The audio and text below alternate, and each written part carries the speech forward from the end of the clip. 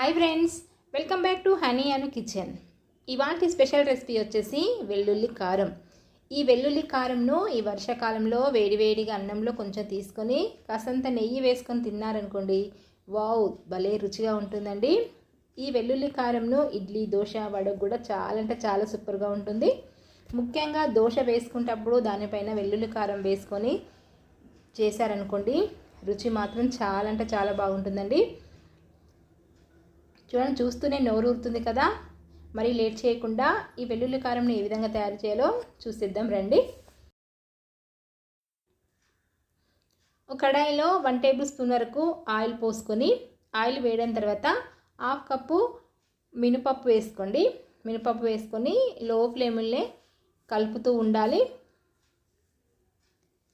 ఇలా మనకు కర్రీస్ ఏమి లేనప్పుడు ఇలా వెల్లుల్లి కారం చేసుకొని పెట్టుకున్నారనుకోండి, మనకు ఎప్పుడైనా వేడివేడి అన్నంలో వేసుకొని తిన్నారనుకోండి, చాలా అంటే చాలా బాగుంటుందండి. ఇలా కొంచెం ఫ్రై అయిన తర్వాత 2 టేబుల్ స్పూన్ వరకు ధనియాలు వేసుకోండి. 1 టేబుల్ స్పూన్ వరకు జీలకర్ర వేసుకొని ఇది కూడా ఎర్రగా అయ్యే వరకు ఫ్రై చేసుకోవాలి.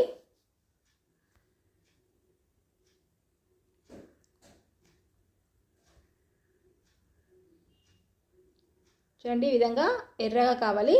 ఇలా అయిన తర్వాత వీటిని ఒక ప్లేట్లోకి తీసుకోండి.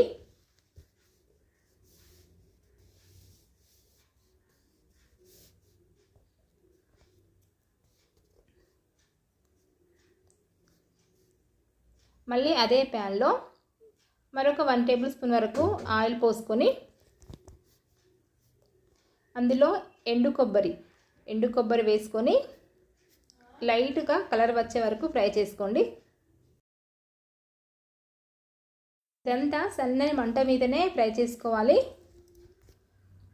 చూడండి, ఈ విధంగా ఫ్రై అయిన తర్వాత వీటిని ఒక గిన్నెలోకి తీసుకొని పక్కన పెట్టేసుకోండి. అదే కడాయిలో ఒక 10 నుంచి 12 వరకు రెడ్ చిల్లీ వేసుకోండి. ఇది కూడా లో ఫ్లేమ్లో ఫ్రై చేసుకోవాలి. ఇలా కొంచెం ఫ్రై అయిన తర్వాత ఒక గుప్పడని కరివేపాకు వేసుకోండి. ఈ కరివేపాకు కడిగి వాటర్ కూడా లేకుండా చూసుకొని వేసుకోండి.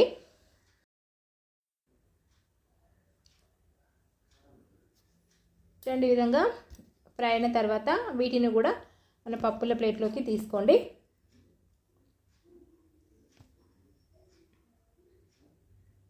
ఇలా తీసుకొని మరొక 1 టేబుల్ స్పూన్ వరకు ఆయిల్ పోసుకొని వెల్లుల్లి ఉంది కదా, ఆ వెల్లుల్లి రెబ్బల్ని 1/2 కప్పు వరకు తీసుకొని దాన్ని క్రష్ చేసుకొని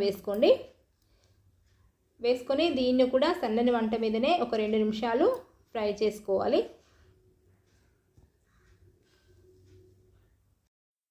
ఇలా ఫ్రై చేసుకున్న తర్వాత వీటిని కూడా తీసేసుకొని పప్పుల ప్లేట్లోకి వేసుకోండి. ఇవి పూర్తిగా చల్లారిన తర్వాత ఒక మిక్సీ జార్ తీసుకొని అందులో వేసుకొని కొంచెం బరకగా గ్రైండ్ చేసుకోండి. ఇలా కొంచెం బరకగా గ్రైండ్ చేసుకున్న తర్వాత అందులో టేస్ట్కి తగ్గట్టు సాల్ట్ వేసుకొని ఎండు కొబ్బరి కూడా వేసుకొని మరొకసారి గ్రైండ్ చేసేసుకోండి. మరీ మెత్తగా కాకుండా మరీ బరక కాకుండా కొంచెం మీడియం వరకు గ్రైండ్ చేసేసుకొని ఒక ప్లేట్లోకి తీసుకోండి. తీసుకున్న తర్వాత కొంచెం వేడిగా అనిపిస్తుంది కదా, దాన్ని పూర్తిగా చల్లారనివ్వాలి. ఇలా పూర్తిగా చల్లారిన తర్వాత మీకు ఏదైనా డబ్బాలైనా లేకుంటే గాజు సీసాలైనా స్టోర్ చేసేసుకొని ఉంచుకున్నారనుకోండి, ఎప్పుడు మీకు తినాలనిపించినా అప్పుడు కొంచెం వేడివేడి అన్నంలో వేసుకొని నెయ్యి వేసుకొని తిన్నారనుకోండి, చాలా అంటే చాలా రుచిగా ఉంటుందండి. ఎప్పుడైనా నోటికి ఏమీ తినబుద్ధి కానప్పుడు ఇలా చేసుకొని తినండి. అంతేనండి, చాలా సింపుల్గా వెల్లుల్లి కారం రెడీ అయింది కదా. ఈ వీడియో మీకు నచ్చినట్లయితే ఇలాంటి మంచి మంచి వీడియోస్ కోసం మా ఛానల్ని సబ్స్క్రైబ్ చేసుకోవడం మర్చిపోకండి. Thank you for watching. Bye friends, మళ్ళీ ఒక సూపర్ రెసిపీతో కలుద్దాం.